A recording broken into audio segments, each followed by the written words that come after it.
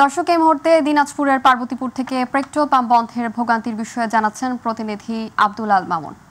ধন্যবাদ। এই মুহূর্তে অবস্থান করছি দিনাজপুরের পার্বতীপুরে। আপনার মাধ্যমে দর্শকদের জানিয়ে রাখতে চাই যে সম্প্রতি নওগাঁয় একটি পেট্রোল পাম্পে সড়ক ও জনপথ বিভাগের সাথে জমি সংক্রান্ত বিরোধের জেরে কিন্তু অভিযান পরিচালনা করে কর্তৃপক্ষ। এরই প্রেক্ষিতে আজকে কিন্তু সকাল 8টা থেকে অনির্দিষ্টকালের জন্য জ্বালানি তেল সরবরাহ বন্ধের সিদ্ধান্ত নেয় এবং সেই সিদ্ধান্ত মোতাবেক কিন্তু সকাল 8টা থেকে সকল কার্যক্রম বন্ধ রয়েছে।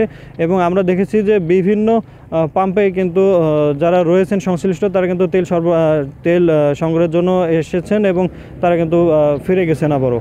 তো তাদের কার্যক্রম বন্ধ থাকার কারণে মূলত এই পরিস্থিতি সৃষ্টি হয়েছে এবং এই সুযোগে কাজে লাগিয়ে খোলা বাজারে যারা তেল বিক্রি করছেন তারা কিন্তু উচ্চ মূল্যে তেল সরবরাহ করছেন।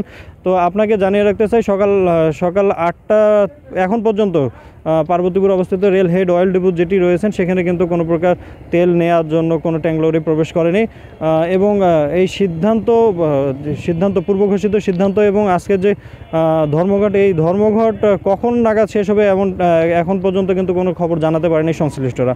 তো এই ছিল পার্বতীপুর থেকে সর্বশেষ। মামুন, আপনাকে ধন্যবাদ।